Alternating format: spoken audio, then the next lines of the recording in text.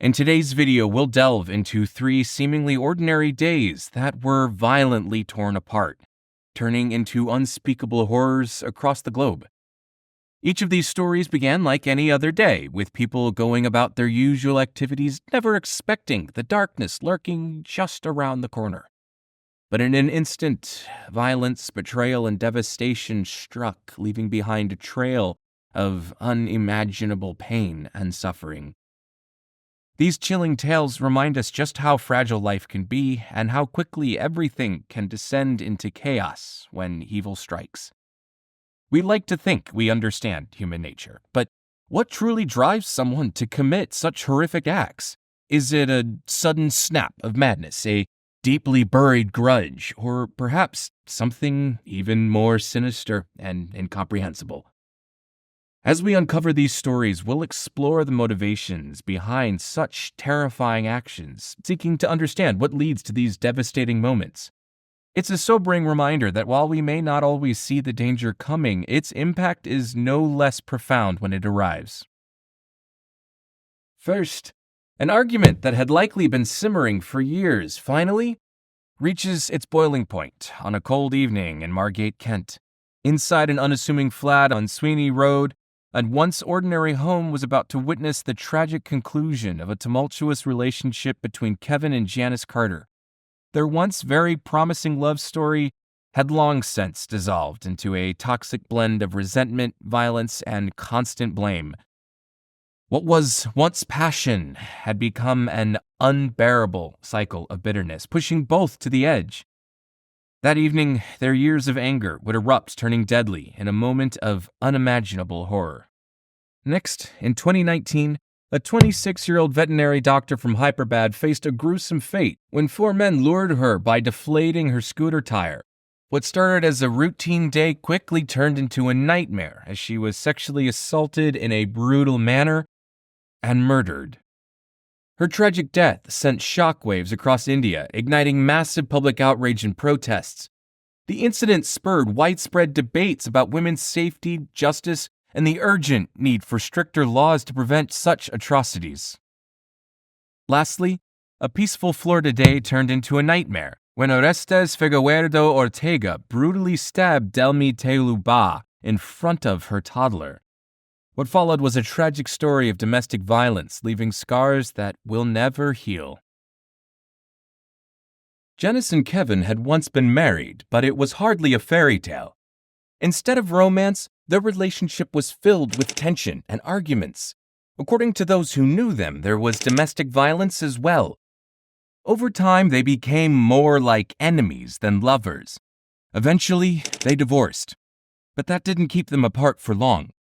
Like many toxic relationships, the distance only seemed to feed their complicated emotions. On December 14, 2011, Kevin Carter, 30 years old, had just been released from prison. The charge? Driving offenses.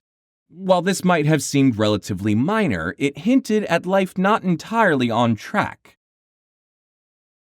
That afternoon, Kevin returned to the flat he shared with his ex-wife Janice, despite their long and stormy past. Whether it was emotional pull, unresolved feelings, or habitual familiarity of their volatile relationship, what could have been an ordinary day took a dark turn. Tension was thick in the air that day. After all, Kevin and Janice had only recently decided to give their relationship another try, and they were already walking on eggshells. Disaster seemed almost inevitable the moment Kevin stepped into that flat. His electronic tag as a condition of his release became a strange source of disagreement. What should have been a simple conversation about where to place the tracker unit soon escalated out of control. Why did this small, inconsequential device unleash years of pent-up frustration? Perhaps it wasn't about the tracker at all. Maybe it symbolized years of power struggles, resentment, and unresolved issues between them.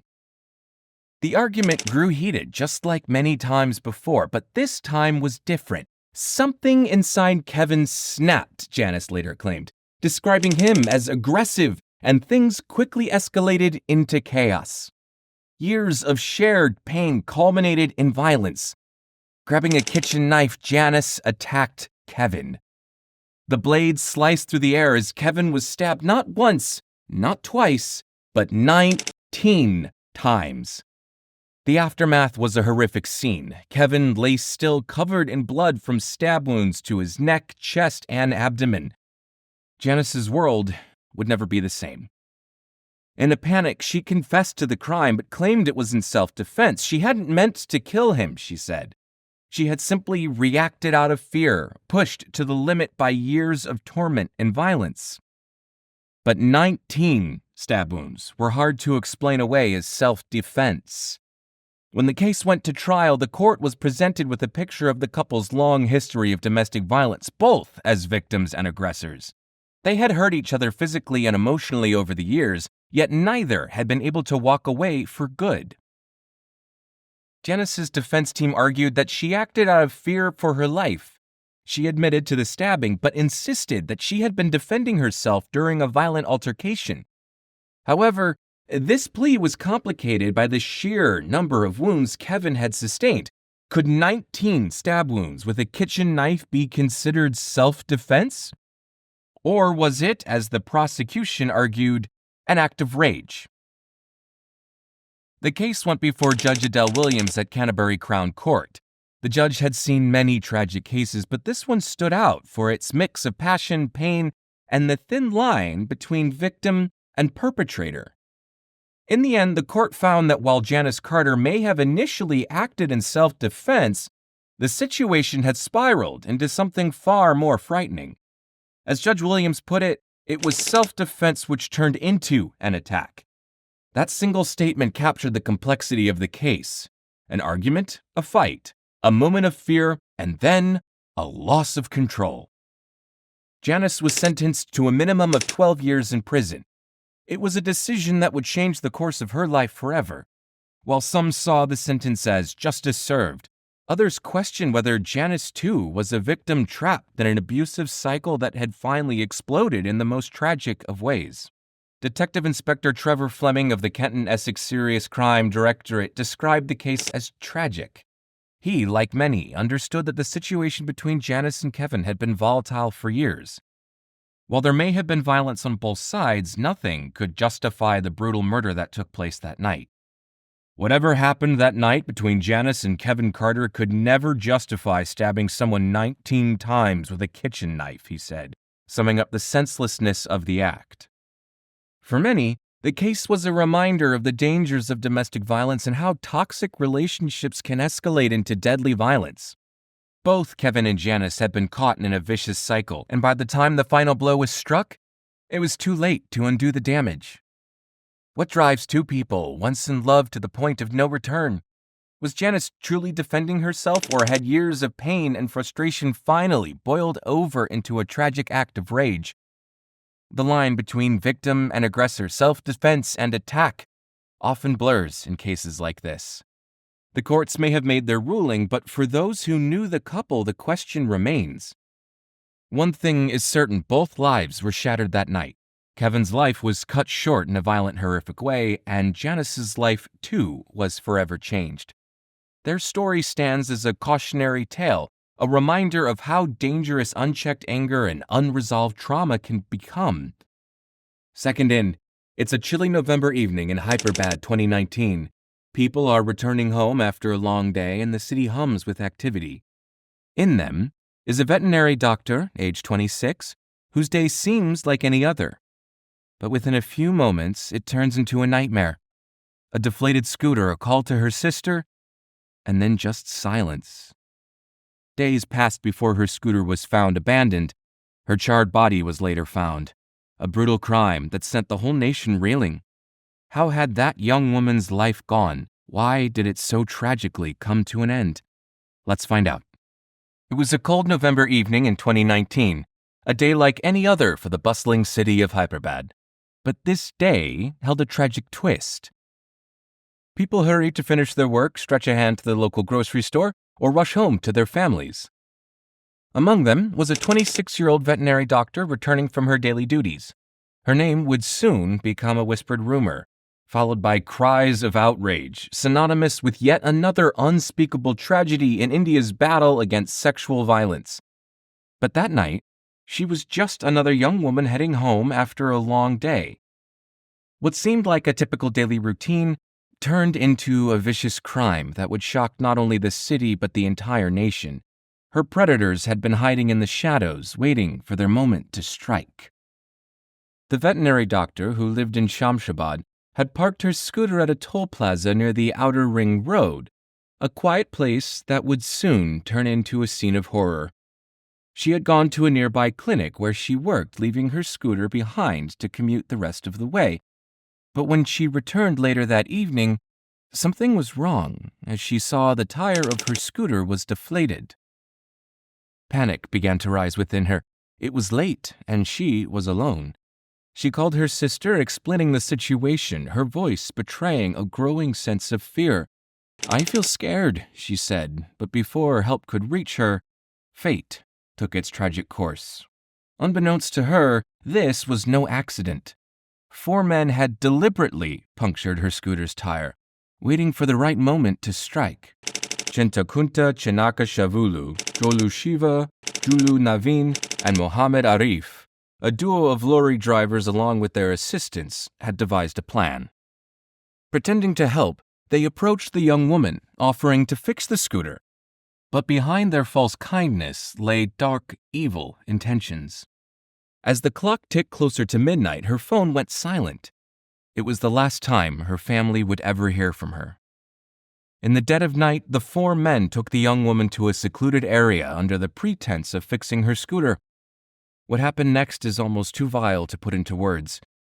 The men overpowered her, and in an act of senseless brutality, they sexually assaulted her in turns, stripping her of her dignity and humanity. The terror she must have felt in those moments is unimaginable, being alone, outnumbered, and trapped by men who saw her not as a person but as prey. But their cruelty did not end there. Knowing they couldn't let her live, they strangled her to death. Then, in an attempt to destroy the evidence of their crime, they doused her body in petrol and set it on fire. Her remains, charred beyond recognition, were later discovered in an underpass in Shadnagar, a town just a short distance from where she had been abducted. It was a gruesome discovery. The body of the once vibrant veterinary doctor was reduced to ashes, her life cut short in one of the most horrific ways possible. The news spread like wildfire, and soon an entire nation would be gripped by anger and sorrow. When the details of the crime became public, there was an outpouring of grief, shock, and outrage across India. This wasn't the first time the country had been rocked by a brutal sexual assault by several attackers and murder. But each incident seemed to cut deeper into the public consciousness. Protests erupted in cities across the country. People took to the streets demanding justice for the young woman who had lost her life in such a cruel and senseless way. The Hyderabad gang rape was a painful reminder of the 2012 Delhi gang rape case, where a 23-year-old woman had been similarly brutalized and murdered. The scars from that event were still fresh, and the 2019 crime reopened wounds that hadn't yet healed. Every headline, every social media post, and every protest carried the same message: enough is enough. Thanks to CCTV footage from the toll plaza and the woman's last phone records, the police were able to identify the 4 men responsible for the crime. Chintakunta Chinaka Shavulu, Jolu Shiva, Jolu Naveen, and Mohammed Arif were arrested within 24 hours. Their faces, plastered across television screens and newspapers, became symbols of the evil that had taken the young woman's life. The suspects were taken into police custody and interrogated about the events of that night. But just as the public demanded a swift and fair trial, the story took a shocking and controversial turn. On the early morning of December 6, 2019, just over a week after the crime, the 4 men were shot dead by the police. According to the police's account, the men had been taken to the crime scene to recreate the events of the night when they allegedly tried to snatch the officers' guns and escape. In the chaos that ensued, the police claimed they had no choice but to open fire, killing all 4 suspects on the spot. The news of the police encounter, as it was called, spread again like wildfire, igniting new waves of reactions across the country. Some hailed the police as heroes, praising them for delivering swift justice. Others, however, raised questions about the legitimacy of the encounter, calling it an extrajudicial killing. As the dust settled, the nation found itself divided. While some celebrated the deaths of the 4 accused men as a form of instant justice, others worried about what this meant for the rule of law. Was this encounter a way of bypassing the judicial system? Had the men really tried to escape? Or had the police taken matters into their own hands to appease public outrage? The Supreme Court of India, recognizing the seriousness of the situation, ordered an inquiry into the encounter. A special investigation was launched, and soon after, the court ruled that the encounter had indeed been staged. The police were referred to the Telangana High Court, where the truth behind the police's actions would be fully investigated. In the meantime, the memory of the young veterinary doctor remained at the forefront of public consciousness. Her death, like so many others before it, sparked a national conversation about women's safety, sexual violence, and the deep-seated issues within India's legal and law enforcement systems. The 2019 Hyderabad gang rape and murder remains one of the most heart-wrenching and controversial cases in India's recent history. In the end, the 4 men accused of the crime were gone, and the woman they had so brutally murdered would never return. But the questions their deaths raised about the nature of justice still linger. Can true justice ever be achieved through violence, or does it require something deeper, something beyond the swift hand of revenge? For now, her story stands as a symbol of both the tragedy of sexual violence and the ongoing fight for a safer, more just world. And lastly, it was a sunny day in Florida, the kind where everything seemed calm on the surface. Delmi Teoba was out with her toddler, just going about her day. But lurking in the shadows were Orestes Figueroa Ortega, the man who once loved her, now fueled by rage. As the afternoon unfolds, a horrific scene will shatter this peaceful moment. A brutal attack that will not only end Delmi's life, but forever scar her child. It was one of those sunny, seemingly peaceful Florida days, but brightness would soon make way for unimaginable darkness for young mother Delmi Teoba. What seemed like just any other day in this hard-working young mother's life with her toddler would quickly degenerate into a nightmare, one that no one saw coming, despite many red flags leading up to it. At the heart of this sad saga is a man who once professed love, but instead unleashed horror. Orestes Figueroa Ortega, a man with a troubled history, violated a court order issued to protect Delmi. His actions that day would not only end her life, but leave haunting trauma for the innocent child left behind. Orestes Figueroa Ortega and Delmi Teoba once seemed like a typical lovey-dovey couple. They appeared to be the perfect pair, but behind closed doors, their relationship had become dangerous. Orestes had become very manipulative, jealous, and violent. What started as arguments and intimidation gradually escalated into physical violence, a vicious cycle that many victims of domestic violence find themselves trapped in. But Delmi found the strength to walk away. After enduring countless abuses, she finally gathered the courage to leave Orestes and filed a restraining order. She needed to protect herself and her child from the man who had once declared his love for her, but had now become a source of fear. The court issued a no-contact order, and for a while, Delmi felt safe. She resumed her life, working hard to take care of her child, and even started to rebuild her shattered confidence. What Delmi didn't know was that for Orestes, things were far from over. The frustration and obsession that had driven him to mistreat her were still festering. The restraining order might have stopped him legally, but it hadn't dampened his twisted desires. It had been an ordinary day for Delmi. She was running errands with her child, likely playing and doing all the usual things that filled her life as a devoted mother. The two shared a special bond. Her child was her world, and Delmi was committed to raising the child in a safe and loving environment, far from the toxic relationship she had escaped. But Orestes had different plans for the day. Despite the no-contact order, he had been keeping an eye on Delmi, possibly plotting his next move. His obsession soon overpowered his ability to respect the law or the boundaries set by the court. Orestes tracked her down, armed with a knife and a heart full of rage, he forced himself back into her life, one last time. On that tragic day, in front of her helpless toddler, Orestes unleashed his fury. He stabbed Delmy multiple times, his rage turning into a cold-blooded act of murder. The violence of the attack was brutal, with each stab marking the tragic end of Delmy's life. Her screams echoed through the room, but there was no one to stop him. The saddest part, Delmy's young child witnessed the entire gruesome scene. Too young to fully understand the horror, but old enough to know that something terrible was happening, the child was left emotionally scarred for life. After killing Delmy, Orestes did something even more heartless. He left the toddler alone in the room with the bloodied, lifeless body of her mother. Then he fled the scene. It was only a matter of time before authorities were alerted and arrived at the crime scene.